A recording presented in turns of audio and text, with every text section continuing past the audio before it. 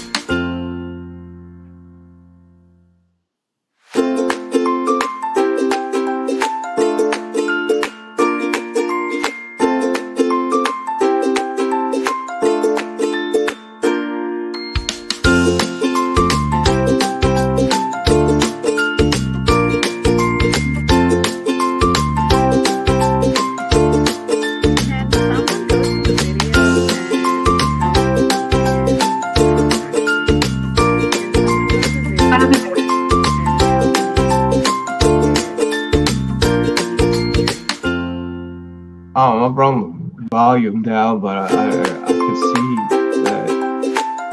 Yeah, it's just the intro. I think on loop or something like that. Yeah, right now it's just the intro, but I'm trying to get. Is the chat disabled?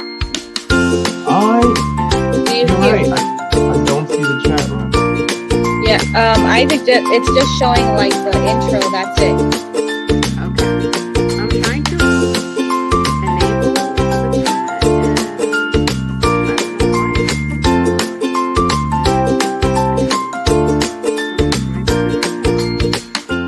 and so can Isaac hear anything?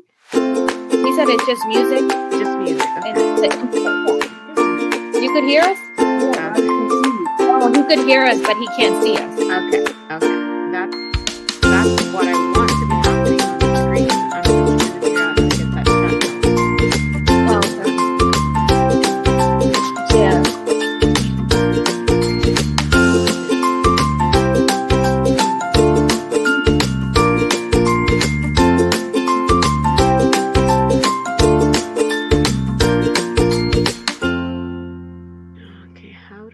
Chat on YouTube.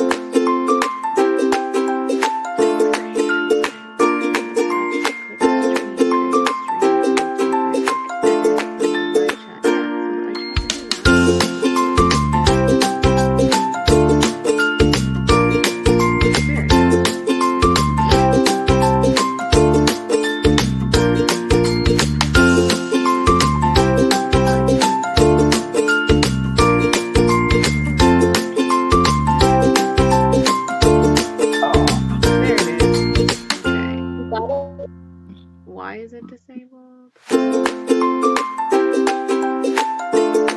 Oh, I know.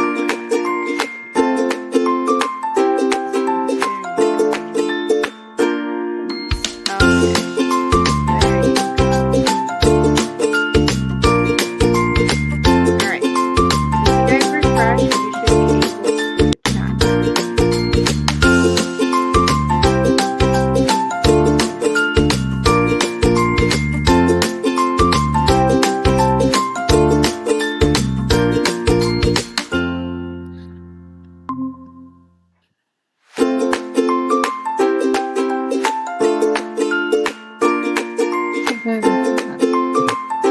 I look like Marco.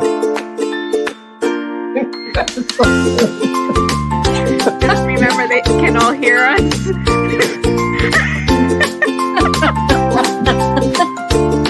Let me get the computer back. Can you undo? Not if it's live. I can't do anything for you. There. Somebody somebody we don't know. Okay, different from Canada. Yeah. I see 4 kids. Where's that up?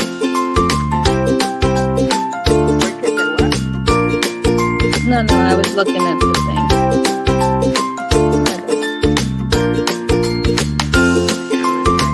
Is it just like us for right here, or is it actually? Well, I don't know about Rafi. He has not answered me. If somebody can contact him and figure out if he's coming or not, that'd be great. So we can get started if he's coming.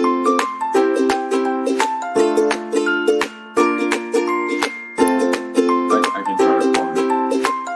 Thank you.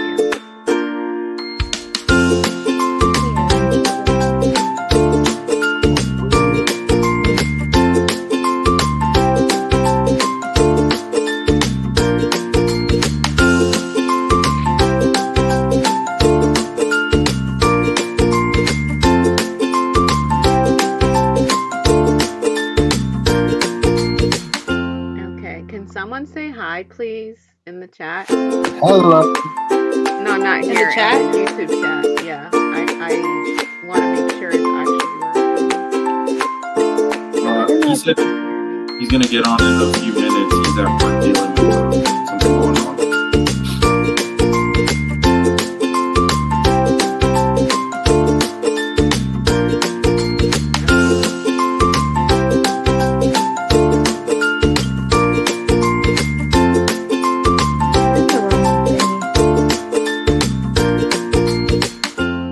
No, you're. Hey, I mean, Lisa, if I went through the Google Meet, am I supposed to be able to? I sent a message saying hello.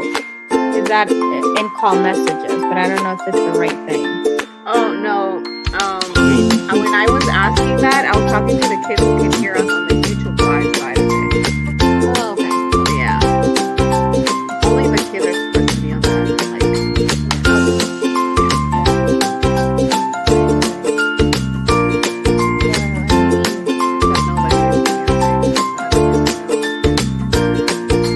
Let me ask Isaac.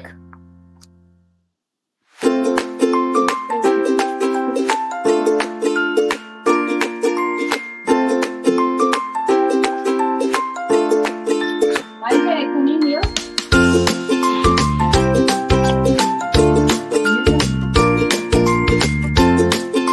He said all of his music. So he can't hear us. No, nothing. can't hear Just the us. music. Just the music. The little tune that's playing. That's it. I guess I'm gonna switch over. They're supposed to be too, but if they can't, that's actually wonderful. They can hear. Let me see if they can hear.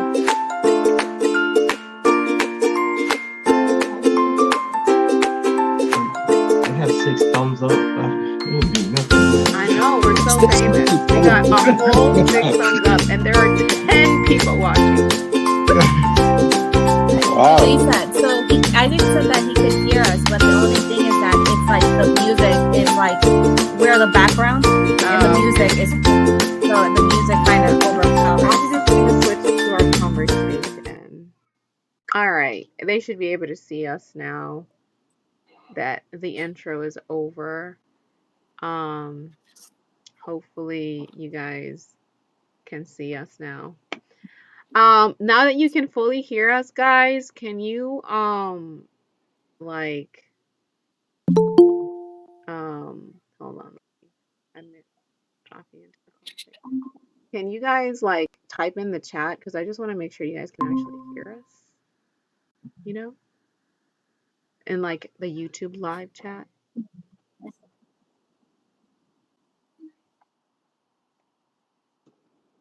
My computer is being really slow right now, so just FYI.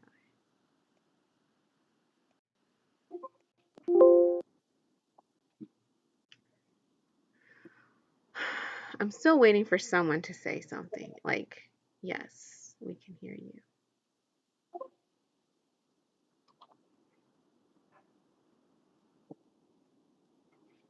It looks like we're like probably a whole minute behind. So we'll just go ahead and get started. How about that? So we have 3 subjects today, guys, that we're going to talk about. The first one is, what does the Bible say about dating? The second one is, what does the Bible say about drugs? And the third one is all non-Christian music sinful? So we have 3 subjects today, about 15 minutes each. Uh-huh.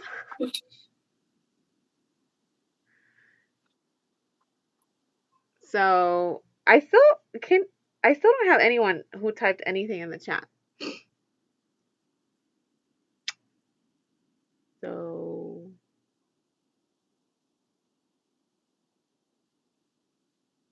yeah. Anyway, we're gonna get started, guys. Thank you for being here today. The first topic of tonight is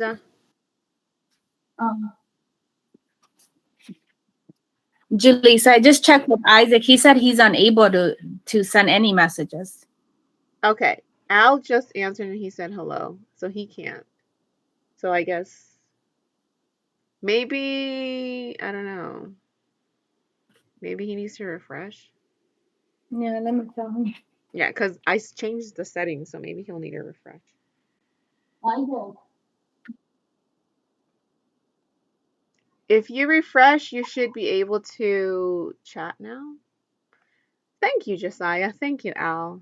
I appreciate you guys actually answering me. So I don't feel like I'm talking to myself.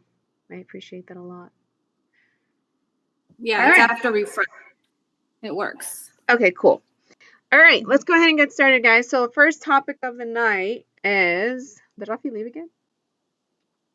I think so. Okay. Oh, there. Oh, there he is. Okay. What does the Bible say about dating? So first of all, this is an interesting topic always because there's such a large or huge variety of approaches to this subject. But the short answer to that question is no. Nope. Yeah. Yeah, the Bible does not say anything about dating. The Bible says a lot about engagement, commitment, and then marriage. Nothing about dating. It does not encourage it. It does not say to do it or not, for that matter. It actually doesn't mention it at all. And I think that the absence of it says a lot. So I have plenty to say about this. But before I say anything, does anyone want to chime in on this? What do you guys think?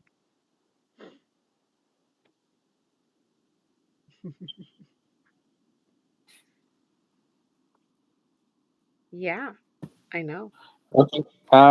Well, the Bible, you're right, that doesn't speak a lot about dating, but it does go pretty in depth about marriage, and like you said, with commitment, and with you said about how to treat one another with respect. The the I guess you say the matrimony of a union is another thing that it also talks about, the relationship between um, father and the bride, and how we should resemble that love and commitment in our own relationship.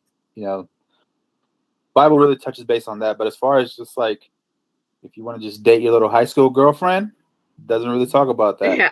It doesn't really talk about little puppy love stuff. It actually talks about finding the person that God has placed for you.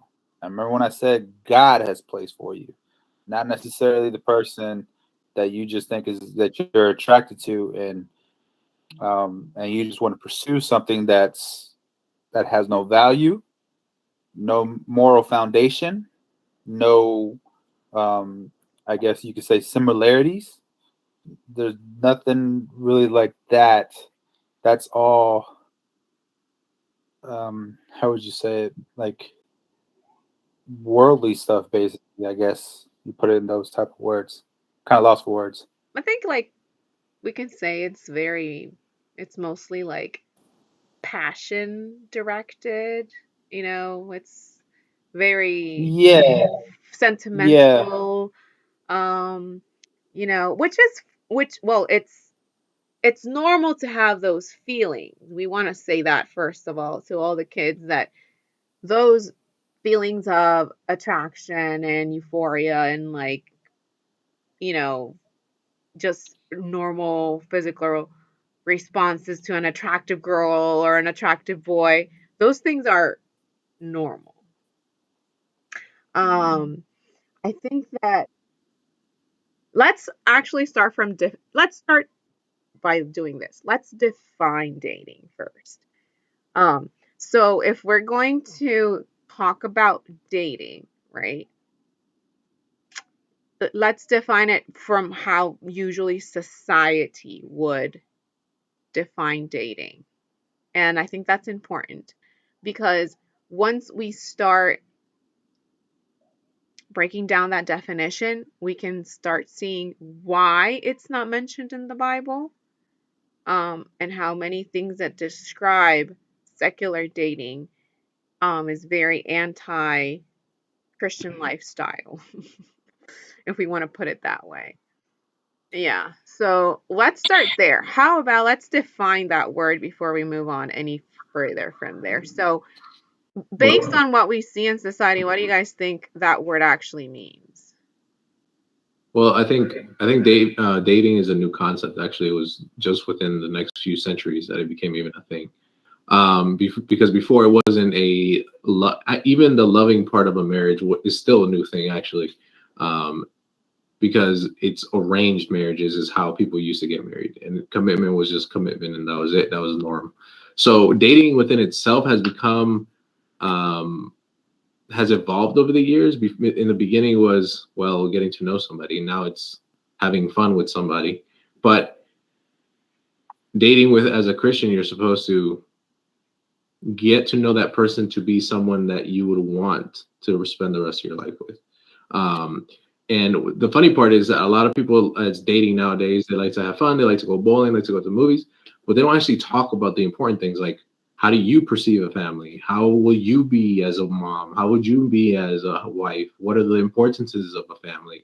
And I know that because when I was dating as a teenager, I wasn't thinking of family, which is odd because that's exactly what you should be dating. But it's exactly how you should be pinpointing it. Is dating should be searching of everybody who is available to find someone who is godly enough for you to nourish a family with. So I think it'd be safe to say that dating, actually, you know what? I'm gonna look it up right now, right here. Define dating. I think it's a French. I was gonna say it also needs to be based on a friendship. You can't.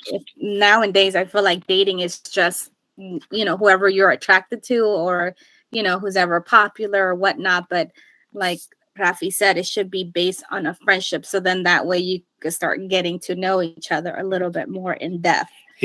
Because here's the thing that concerns me about the new term of dating, especially today, in 2022, dating isn't necessarily something that people do anymore. What they do is hook up, and it's just recreational at this point. Yeah. So, and when I say recreational, I mean, like, they're not really looking for anything except get down to the business. That's all they're doing. It's dating about sex. Was dating was actually, like, in my time, like in our time, I guess you could say, like, when we actually just date persons and actually wanted to see where the relationship would go. And again, that's where, touching back to where, when you date someone, and again I say date someone, you have to look like what Rafi was saying, the moral foundations. What are you looking for? Are you looking for family? How many kids? Things like that.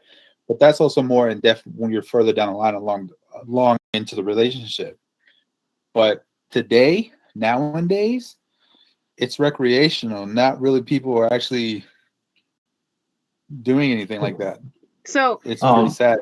I found like 6 different definitions, and I guess this is where we're going to have to decide which one we're going to go by, because we can't really talk about what the Bible has to say about it, dating, without figuring out what it actually means first. So, your dictionary.com, first of all, it's dating is not even a word in the dictionary, by the way. Fun fact. It's actually considered a urban dictionary word, which is like slang. Wow. Yeah. Here's Yeah. here's your definitions. A form of romantic courtship, typically between two individuals, with the aim of assessing the other's suitability as a partner in an intimate relationship or as a spouse. The result of dating at any time can lead to friendship, any level of intimate relationship, marriage, or no relation. Okay, that's one definition. The other one says the setting of a date on which an event or transaction is to take place or take effect. Wow. An estimate, let me see, defined as being romantically involved with someone. I feel like that's not even, the romantic involvement is not even a thing for dating anymore. And the other one is the definition of dating is marking a sign. Oh, no, it has something completely different. A It has date. something. Okay, so based on that definition, let's go with Wikipedia's definition, which is dating is a stage of romantic relationships whereby two people meet socially with the aim of each assessing the other's suitability as a prospective partner in a future intimate relationship. It represents a form of courtship consisting of social activities carried out by the couple, either alone or with others. The protocols and practices of dating and the terms used to describe it vary considerably from society to society and over time. So, we're going to use that definition between two people because I didn't like the other definition where it says where it's usually two people, because now they're trying to make it where it's okay for three people to be dating, or more for that matter. So we're going to leave it simple where it's between two people with the aim of assessing the suitability as a prospective partner in future intimate relationship. Okay, it just says intimate relationship. It does not say marriage, engagement, nothing. It just says to see if they're suitable for a future intimate relationship. Well, I feel like one of the things we also have to understand with that definition is that men and women consider suitability completely different. So it's one of those things where it's like the problem with men is that we're visual attractives, I guess you would say. So we actually go behind something that's attractiveness. Most of the time, we don't wait until being a friend, or we don't wait for that. We like, you're good looking and I want to get to know you, that kind of thing. So it's one of those things, and women see it a little differently. Usually it's their character, the way they perceive themselves, the way they present themselves. So it's one of those things where, like, what exactly are we going for when it comes to dating? Are we just trying to get to know people? Like, there's good ways of trying to figure out who's suitable, right? So dating is also one of those things where I don't know why teenagers have this much power if they can't even pick out their clothes or their dinners without, making it super complicated. But for some reason, that's the time where you start trying to find your suitable mate. But either way, if you're constantly just looking at attractive people and that's how you're trying to, like, I want to get to know them, you're not really looking for a wife. You're just playing around. So that's not what I would consider Christian dating. Well, yeah, you're right. And I think the problem with this whole American dating also is because remember, back in Bible times, by age 16, you were a man. You were working hard labor, protecting your siblings, protecting your family. The women were full-grown women. They knew how to do everything. So back then, finding a suitable partner in your teenage years made sense. You knew how to do everything by then.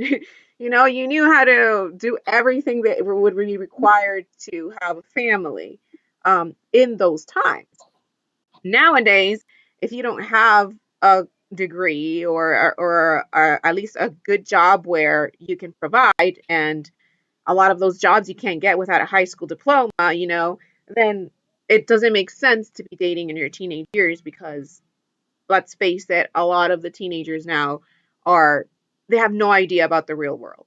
Just completely no idea, right? So from a Christian perspective, guys, you're supposed to be, yes, actively be looking out for someone who's suitable for an intimate relationship, but this intimate relationship from a Christian perspective would be marriage.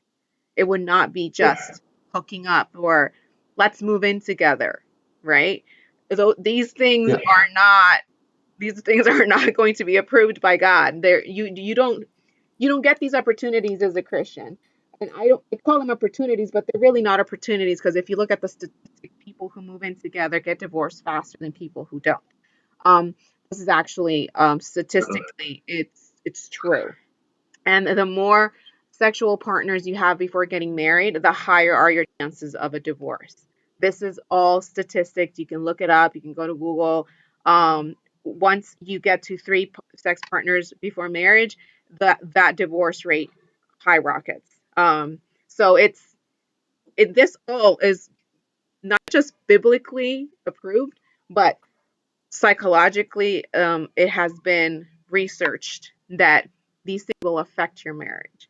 So it's not bad. It's not something that you're missing out on. You're doing yourself a favor by not doing these things. But I think it's very important that we put it out there that dating is for those who are ready to get married. As a It's Christian. not window shopping. Yeah. I feel like even in the Bible, a lot of males knew what they wanted. So if you look at the story of Ruth, Boaz, a rich man who could have a lot of suitors, but he chose Ruth, So as soon as he saw her, he knew what he wanted, and they wasn't dating, just got married right away. Also, in America, we're very against arranged marriages, but because of our culture. Because if you guys look also at the statistics for arranged marriages, those marriages last a lot longer and they stay married a lot longer than those who look for their own partners. And this, I have to say, it was super interesting to me, because if the Bible did it that way, where they had these prearranged marriages, I imagine that God geared Jewish people to that culture, to that inclination to do that, because it works better. Now, I'm not saying that now we should all, have prearranged marriages for our kids or anything. That I do not plan to do that. I'm not going to do that for my kids. If they mess up their marriage, they're not going to be able to say it was my mom's fault. They're going to do that all on their own. But I'm just saying that there's something there that you can see that there is, that if you have commitment in your mind as your priority, as opposed to butterflies in your tummy and romanticism, your marriage can last even if you don't even know the person and it's in a prearranged marriage. That should tell you a lot about the importance of commitment as opposed to butterflies in my tummy, romantic flowers and romantic dinners, blah blah blah blah. So It also plays a part that as far as I can remember, our culture doesn't train you to be a committed person, or even for the fact that have an idea that marriage is a great thing. So like being young and the generation before me and even before you guys, they would always tell me like, don't get married. Like it's miserable. I'm miserable. And I was like, wow, I really shouldn't get married. Like that sounds bad. Right. So it's one of those things where like, like your wife's going to control you, blah, blah, blah. And I'm like, just because you're miserable doesn't mean I have to be miserable, but that's something that you get to. But it's still psychologically as a teenager, as someone who's growing up, you already have a bad perception of marriage. And on top of that, seeing the example that is not even technically, literally the best, so that now on top of the fact that people tell you not to get married, you see bad examples of marriage. When you are, even if you have commitment in your mind and you're going into something in a negative mindset, you have more possibilities of giving up on it. So it's one of those things where, like, when you're dating, you're almost like, maybe I should be super duper careful who I pick, blah, blah, blah, instead of going into it and be like, I can make it work. As long as we have the same moral foundation, you can make it work. You know, it's one of those things where it's not an excuse why not to do it right. But what I'm saying is it plays a lot of part into our dating aspect or way of thinking about it. Well, Mark Gungor, who is a marriage speaker, he speaks about marriage. He's famous. He's well known. He's Christian also. He actually says that if you notice when if you ever made the mistake of having sex before marriage, that you're going to notice that when you were dating and you had not had sex, you were able to notice the other person's flaws. But as soon as you started having sex, you went stupid and you stopped noticing all the bad things and all the negatives that were going to affect you in marriage. And he says that, and I was like, oh my gosh, that's so interesting, because he said once you are intimate, you become stupid and you can't see all the flaws and all the negative things that are going to affect your marriage. And I thought that was very interesting. And so basically what we're saying, guys, is the way the world is doing things is the reason why they're divorced so much. So do things differently. Do things the way the Bible says. Don't say until you're ready to get married, because you're doing it time you're ready to get married, in mistake. Like have sex. Them because you're a teenager, your and your hormones are off the layer. Yeah, like what Rafi's doing right now. So and to a girl, you're not thinking about how confident she is and her character and none of those things. You're thinking this girl physically under her, not about this character. So by not getting into that mess, make wise decisions. The Bible does not say anything about it because it only encourages commitment and encourages marriage. It does not encourage jump from one and girlfriends before getting married, at least with half of them, and then eventually getting married. There's Mark Gungor says, which is a really, really good point. He says, you don't learn faithfulness the day you get married. Faithfulness is something you practice your whole life. So if you're going from one girlfriend to another, to another, to another, you're not practicing faithfulness. You're practicing going from one girl to another, to another, to another. So what makes you think that when you get married, you're going to be fine? How are you going to turn that off? You've trained your brain to go from one relationship to another, to another, to another. Once you get married, that doesn't go away. And that's when you're going to put yourself in a bad position, because now you're married and you're required to be faithful, but you never had time to practice it. You just jumped into so many relationships. You never practiced loyalty and faithfulness. And the best way to do that is practicing faithfulness and loyalty to God by not doing that. And once you've created that really good habit, guess what? When marriage comes along, it's not going to be so hard. It's going to be hard, but it's not going to be so hard. So, Sammy, add something. Come on, man. Oops, had to turn my mic on. So I did want to add something. It's not necessarily about dating, but it's just something I heard in a podcast.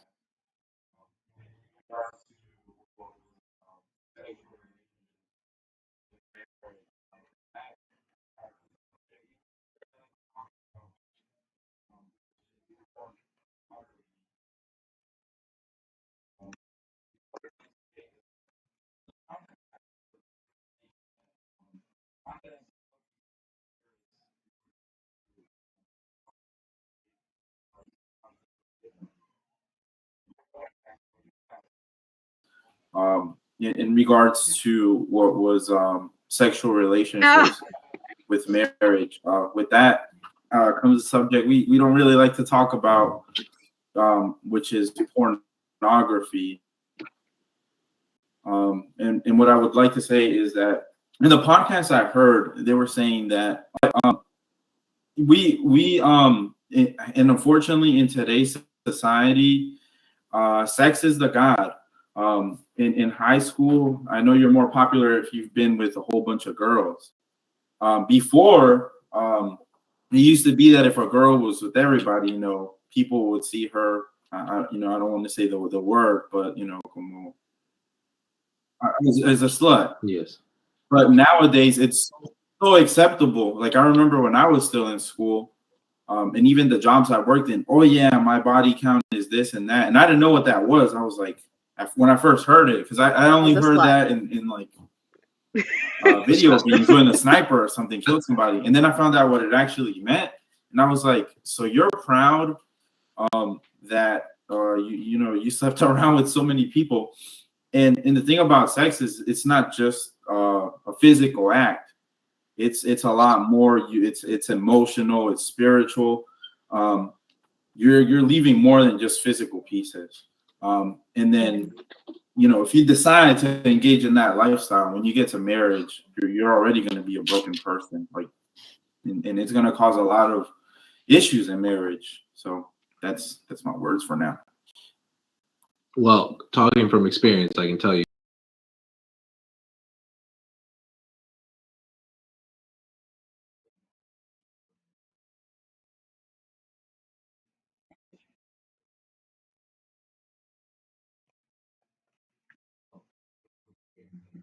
Obviously, I had my child out of marriage, so don't. It causes a lot of problems. I fortunately God it helped us still have a good marriage, but that's not always the case. And I mean, if I would have made the adult decisions to do my responsibility and stuff, my life would be in a completely different aspect. My kids maybe not even live with me. You can have, not just the child part of it, but like when you involve sex into a non-marriage relationship, it makes things complicated because if you're in a marriage, you're committed, you guys can have to figure each other out. If you're not, it just makes so many complications happen. So just don't. Piggybacking off of what Sammy has said, when they say that having an sexual relationship, it's emotional, there's a lot of attachment there. I also heard in a video that it had basically the guy was talking about like every single time you have sex, you're leaving a part of yourself with that person. And by doing that, you are constantly sleeping. When you're sleeping around, you are constantly leaving pieces of yourself with every individual that you've had. Like Sammy said, the body count. So by the time you actually want to commit and settle down, you have nothing left of yourself to give because you've already given out to multiple people. So that's why it's actually very hard and to fight that temptation. And if you guys are still, virgins, great, keep it up. Hold on to that. Don't lose that. Absolutely. Save it for your wife if you have to, because that's also going to help you commit to your wife once you give yourself to your wife. I applaud Rafi for being honest because, us too, we also had a child out of wedlock, and it, we did our mistakes, we did our things, but for the grace of God, we got 15 years together, and I can say, that I'm happily married more than anything. But it was because of God that taught me how to commit, taught me how to be a man, taught me how to give myself to my wife, taught me how to change myself for her. And then in turn, she changed for me and God, and it all pieces came together. So is it possible? Yes. Is it hard? Extremely. Mm-hmm. Is it better to just follow biblical mandates and do what you're told? Yes, it's a lot better, but hey, it is what it was. And I can honestly say, to the mercy and the grace of God, we are happily married. Well, 15 years strong. Ooh, yeah. the thing about marriage is that if it's already hard when if you do everything right. Yeah, it is. So add to that everything you could do wrong, and then you just totally set yourself up.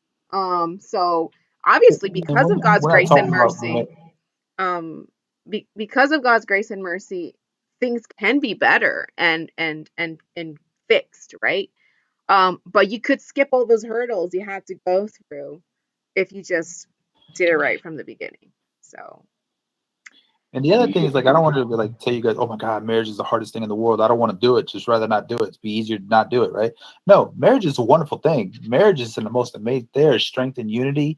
I tell people that all the time. I tell people like the things and the happiness, the joys you can spend with one another. I mean, Susanna's my best friend, and I just enjoy her company every single day. And I don't think I would want to replace that with anybody else in the world, because the marriage it's beautiful. It's, you know, it makes life worth enjoying, you know, when you spend it, especially with the best friend, you know, with your closest couple. So don't get it twisted, guys. Marriage is a beautiful thing, a wonderful thing, Right. magical thing. That's why it is in the Bible. All right, guys, let's move on to our next subject then. What does the Bible say about drugs? This is an interesting one. So, what do you guys think it says? So Unless it has a prescription from a medicated doctor that has a PhD, you are not allowed to take it. If it's from your homie in the locker room, do not touch it. I think I don't know what the Bible says about it, but I think drugs have its time and place because it is necessity within the health care area. There's when you're in pain or when something's wrong with your body, you need drugs. I mean, that's why God left them there, I'm sure, so that it can help us with in nature. Mm-hmm. But of course, there's wrong ways of using it, just like anything else when you overuse it.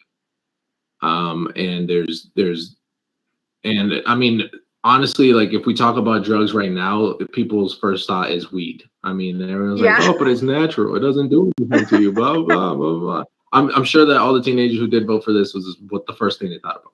So it's one of those things where it's like, no, weed is not actually recreational, just like we would tell you no to drugs when it comes to smoking or anything else, right? It's one of those things where it doesn't do anything wrong to your body. You don't know that. Like, yes, maybe not healthily, but you can become addicted to it mentally. You like the feeling.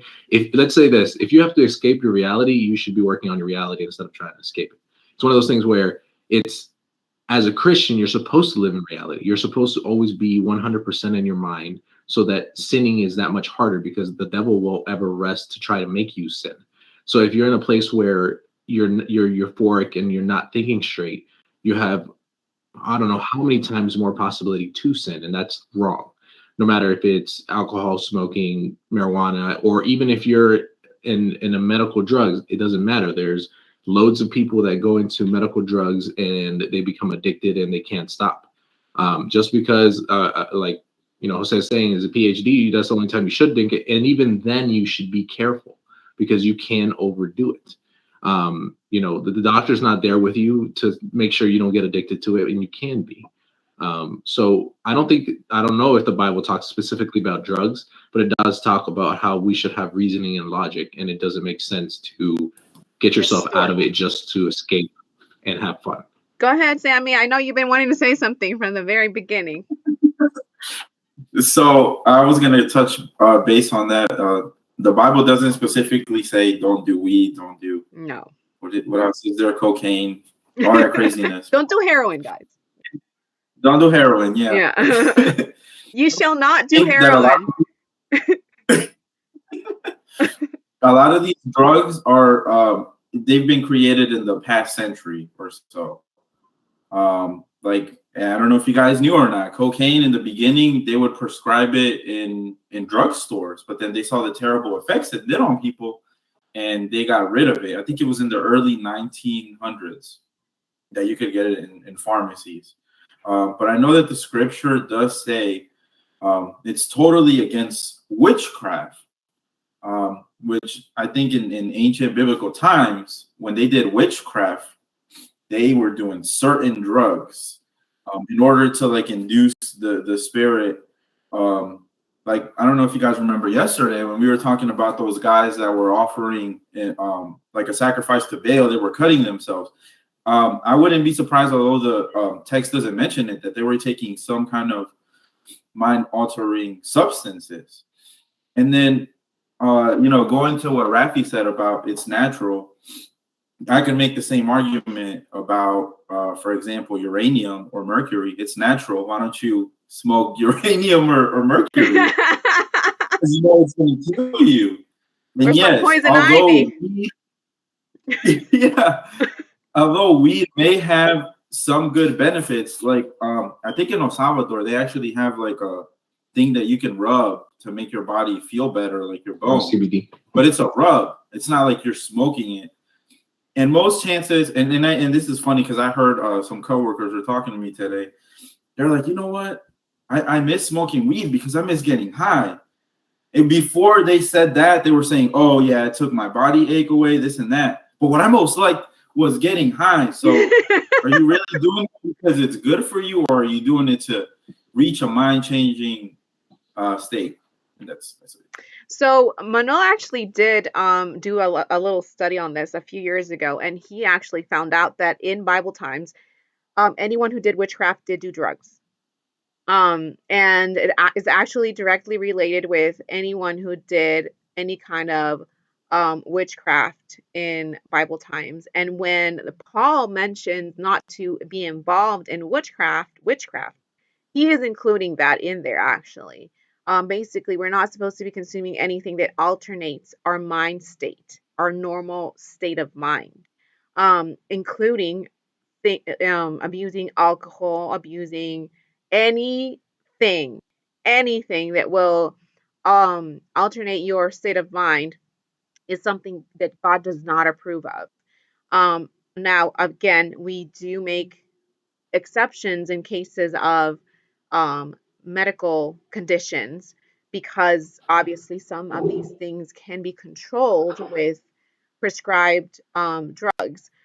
But that's why, again, God leaves those earthly laws to kind of control these things as well, because we're supposed to use our wisdom for these kinds of things. But because humanity is not very wise, then legal, the laws exist. So the Bible does not say the word drugs in it, but anytime you read about witchcraft in the Bible, they are in some shape or form abusing drugs.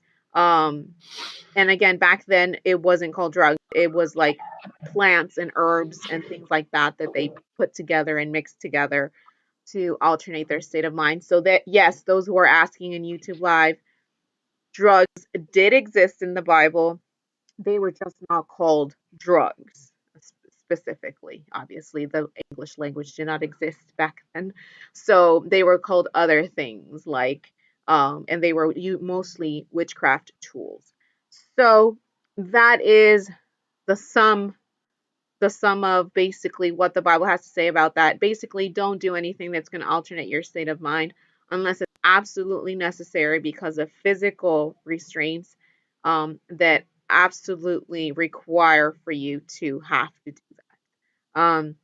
For recreational reasons, no, we can't do that. And that's why the Bible is very adamant about not getting drunk, because it also alternates our state of mind. So God is not okay with any of those. Being in that condition makes you an irresponsible human being. You can make very stupid decisions. So just don't do it. It's not wise. The last topic for today is Josiah thinks I'm talking about the pipa. No, not talking about that. Though they could have used that back then, but that's not what I'm talking about. The last one is all non-Christian music sinful? That's the last question. I don't think sinful is the right word. Is all It's not non-Christian beneficial. music sinful? Well, answer the question. Is all non-Christian music sinful? I may be wrong. I would say no. Okay, you would probably say no. Reynold, what would you say? I would say no. Some. I won't say all. Yeah, You won't say all. I wouldn't say all. I would also, but you also, I guess how I would do it is, one, what are the lyrics saying? What are the lyrics saying? What Second, do the lyrics do to you? what do the lyrics do to you? And second of all, you have to understand, this is something that I've been thinking about a lot, and I've also been trying to do a lot of study up on it as well. Is that it is very well known that Lucifer was created through music. Okay, number one. Number two, we have to also keep in mind that something is when something's catchy, like a catchy beat, that stays implanted into your mind, into your brain, stronger, better than a movie scene. A movie scene, you have to be watched. You have to really think about it. You have to really know it. You have to really know the movie and things like that. But as far as a beat, a tune, a lyric, a catchy, something that stays recorded into my, and that plays where that's where Satan can. That's where he dwells in. He dwells in the music because he was created through music. So that's where he can play with you more. Now, the other thing is I like to listen to Christian music, and I also like to listen to Christian rap. I also like to listen to rock, but I also like to listen to instrumentals, only instrumental, no lyrics, no words, extremely instrumentals only. Um, but and there's another thing, I'm like actually starting to like not listen to a lot of music. I'm also doing a lot more podcasts and listening to voice recordings and things like that. But that's what I want to say about that, about the music. Not all music is bad. The other thing I want to touch base on was the fact that what exactly are you listening to? Are you listening to Cardi B? Or are you listening to somebody who's talking about love? They're talking about the romantic life, and they're talking about things like that. Now, if it's something that is just sound nice, a message from a daughter to father, or if it's like from a mother to a son or a lost loved one, things like that, that is okay. Not necessarily music, because again, everything we do as Christians, we do it for glory of God. So we have to be in constant praise for God. So everything you listen to has to be in remembrance of Him. Everything always touches back to Christ. So if you're doing it to just like do a little love song for your wife and something little sweet thing, it's okay. It's fine. But also, if we're listening to something because oh, I'm a drug dealer, I got all this money, and or I got all these women, or whatever the kids are listening to these days, you got to be extremely careful for what you listen to. If you're listening to Cardi B, walk away. That's just plain and simple. So I want to clarify, because I'm getting a lot of questions about genres. I want to clarify that when we say, guys, non-Christian music, we're not talking about the genre. So we're not talking about rap, rock, merengue, salsa, bachata. We're not talking about the genre, okay? We're talking about specifically the lyrics of music. And I say that because that's what's going to make the ultimate difference. Now, Alberto said, in my opinion, rock music is the worst, and that's fine. You're entitled to not like a genre of music. I personally, I have so many genres of music I don't listen to because I don't like them, whether it's Christian or not. I just don't like that genre of music. Now, I want to say that the first alert here, guys, should have been that absolute, right? And is all non-Christian music sinful? That absolute all should have given you a big little red light saying, okay, this probably is not true. Because whenever you make absolutes, those are very tricky to be true. Okay. If you say all, or if you say nothing, those words are kind of like little alerts letting you know maybe this is not true. So the easiest way to prove that that's not true is I can just say to you, row, row, row your boat gently down the stream. That's not a Christian music. And it's not simple, right? So that song itself disproves the statement that all non-Christian music is simple. So there's that, right? Now, the reason why I, as a mom, okay, will not allow my kids to listen to non-Christian music, and to a lot of Christian music that's labeled as Christian music, okay? Because there's a lot of Christian music out there that is labeled as Christian music that is very unwise, very unbiblical. And even those, I would say, even labeled Christian songs can be non-Christian, in my opinion. So, but me, the reason why as a mom, I will not allow my kids to listen to non-Christian music that I have not approved of, or any Christian music I have not approved of, is because music is very influential, super influential in your thought process, in your ideas, in the things you believe to be true. It has been proven that if you're repeated something enough, you will believe it is true. So I don't want my daughter listening to Cardi B telling her that she can go sleep with any man and it's going to be okay, and put that song on repeat. Because even if she doesn't believe that to be true, if she hears it enough times, she's going to believe it. And she's going to start acting as if that's the truth. I don't know any Cardi B songs, so I just said something random that I believe she would sing about because of the things I've heard about her. So I don't know the things she sings about, but you know, there are other songs that are non-Christian songs that are totally fine to listen to because there's nothing evil in them, there's nothing sinful, it's not celebrating sin, it's not celebrating the nature that goes against God. But I just want to say that the best way to pick your music is ask yourself one simple question. Is this song honoring God or disrespecting him? Is this song honoring God and is it disrespecting him?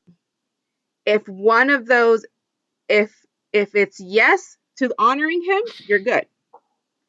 If it's yes to disrespecting him, you're not good.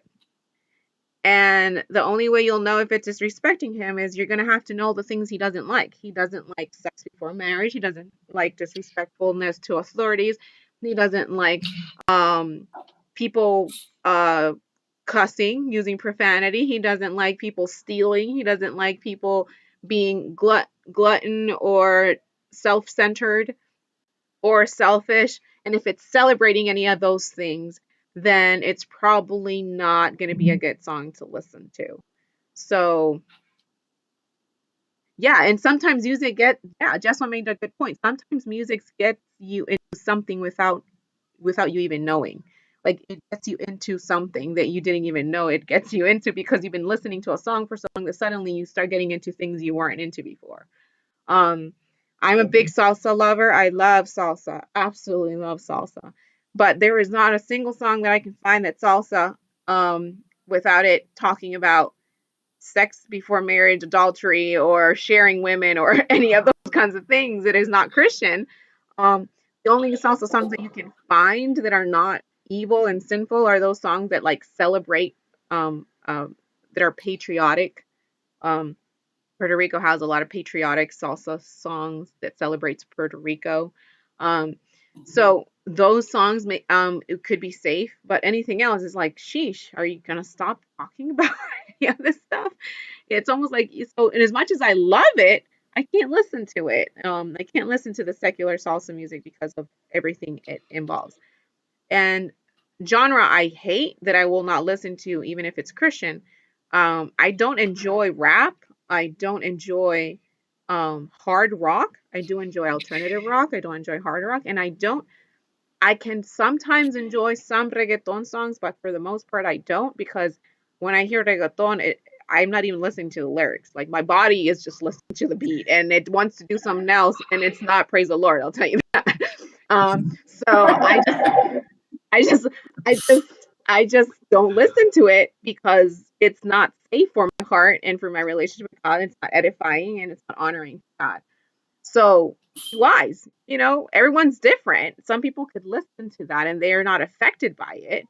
I am. I'll tell you, I love to dance. I love to dance. And when I hear reggaeton, I'm not praising the Lord in my mind. That is not what I'm doing. So, I will not be listening to that music. I'm not saying you can't. Again, I am not against any genre of music. Okay. It's just that's how it affects me, and I'm guarding my heart. So I'm trying to make wise decisions to make sure that I don't fall into something that's going to end up affecting me. But that doesn't mean it's the same for you, but you need to be honest with yourself. The same way I'm being transparent and honest to you right now and telling you that is not helpful for me, that affects me, be honest with yourself. So anybody else want to add to that? I do. What I wanted to take in mind, so when I was growing up and learning instruments, I was listening to different genres of Christian music, like Christian salsa, Christian bachata. And I started listening to this Christian bachata. And somebody told me, "Oh, why are you listening to that song? That's a worldly song." I'm like, "No, it's not. This Christian dude is singing it." Well, what they apparently did is they took the sound from Mundano song and put Christian words into it. So with that being said, I wanted to say just be careful, what you listen to, because sometimes songs have different backgrounds, and you could hurt your brother or sister in Christ by listening to a certain style of music. I personally, I think I could listen to different genres and it won't bother me. I prefer not to listen to something that's cursing or, again, not honoring God, because one, that upsets me and it doesn't edify me. Yeah.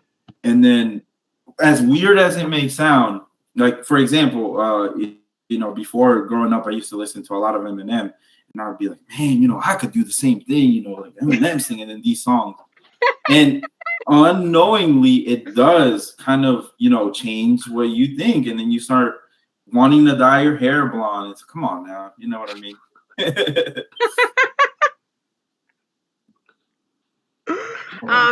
So, go ahead, Reno. Go ahead. Go ahead. Even like innocent stuff changes the way you feel. But look at all Disney movies, everybody knows like the whole track. Any favorite Disney movie you have, like Little Mermaid or Lion King. Look at this row. Treasures untold. Yeah, Oh God. Sadly, Disney movies are bad now. And and when you listen to them, you're like, wait a minute, this is not a good song.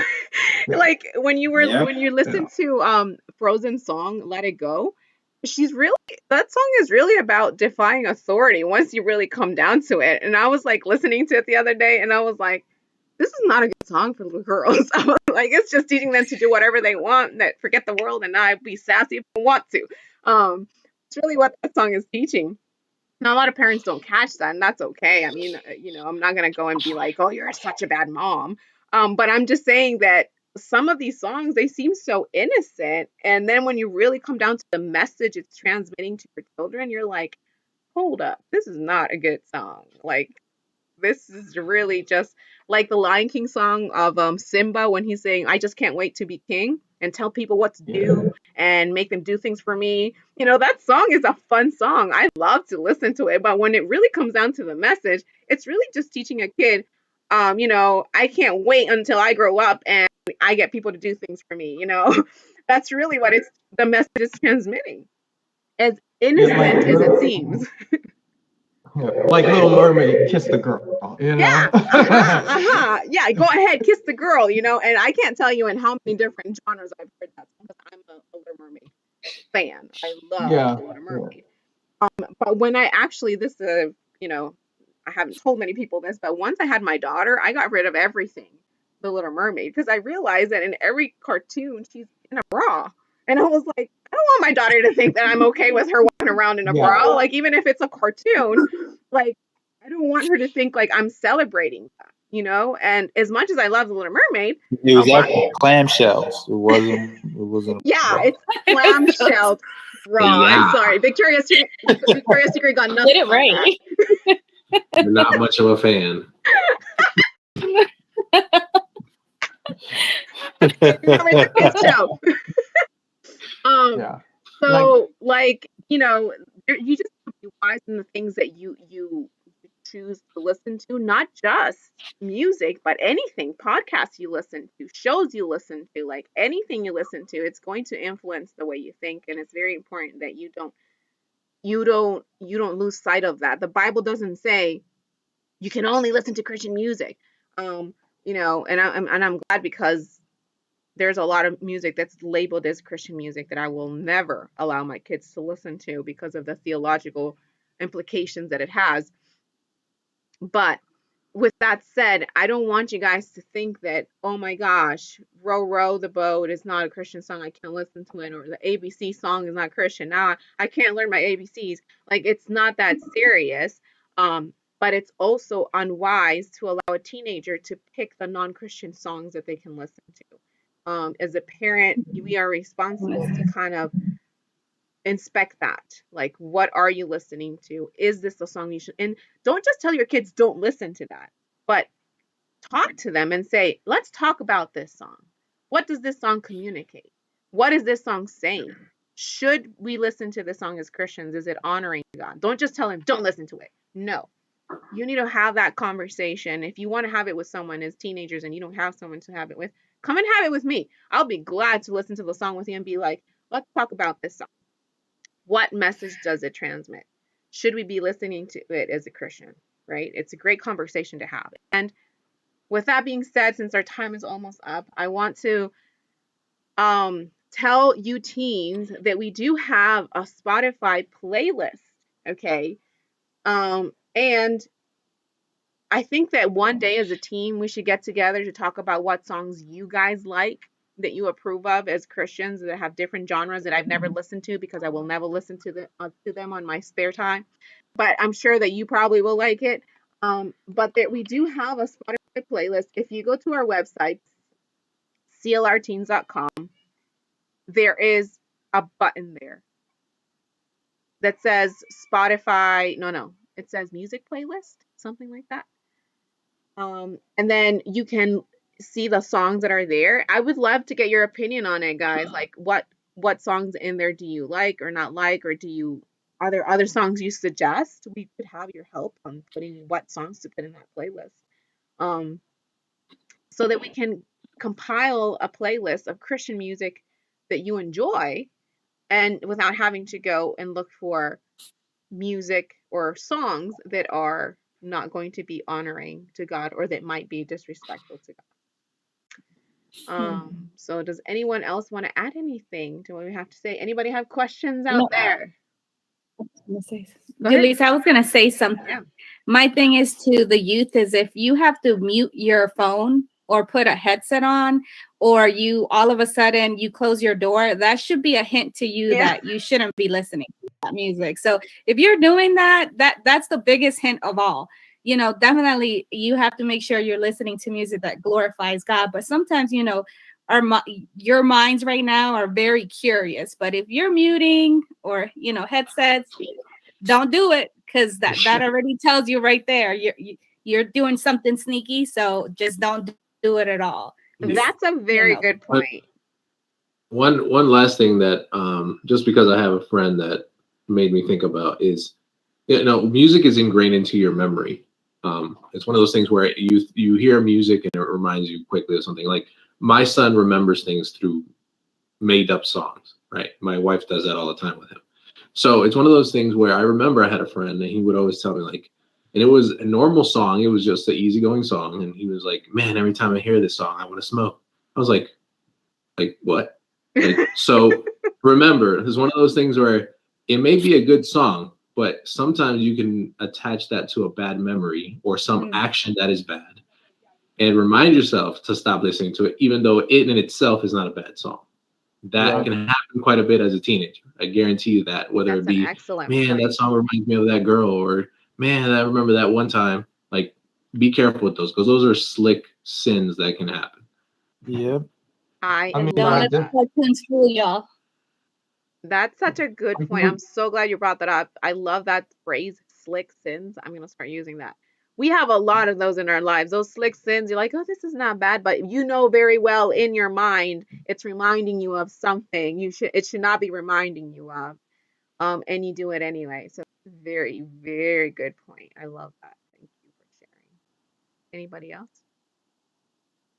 Just like what Rafi said, like I like to read about, watch things about history. So they used to use, like medieval times, they used to use music for the people who didn't know how to read, to tell history about a king or something like that. Pass it down, will remember it more easier and stuff like that. Yeah, music is powerful. Music is very, very powerful. So it's very important that we're careful with how we use it in our lives every day, and to just not become oblivious to the lyrics. We should really get into the habit of, you know, analyzing what a song is saying, what's it doing to us, what does it remind us of, etc. So very good points, guys. Last thing is just, it's like, last time I was actually analyzing this because I want to understand why my son remembers stuff while singing. And it actually has to do with the fact that it doesn't have to do with like music itself is good at memory. It's the fact that music involves emotion, and emotion actually like like when you put a memory with an emotion, you will never forget. Like it's just that's how it's known. So it's one of those things where because it is so emotionally associated, like music is just it will move you literally. So it's one of those things, literally and emotionally. So it's one of those things like memories will just happen with music, whether you like it or not. That's such a good point, because that Mark Gungor says that, the marriage speaker I spoke about. He says that's why women don't forget anything, because we attach emotion to all our memories, and we're so emotional. We attach our emotions to all our memories. So he's like, you guys can go back to like, yeah, on May of 2002, on the 7th hour of the day, you did this and you said that, and we can do because we attach emotion to our memories. So I can definitely see how music then would do that to us because of the emotions we felt when we were listening to that music. So that's a really good point. All right, guys, we have come to the conclusion of this event. Thank you everyone who was listening, and we will see you guys next time. We will set a date to go through some songs. What do you guys think about that? I think that's a good idea.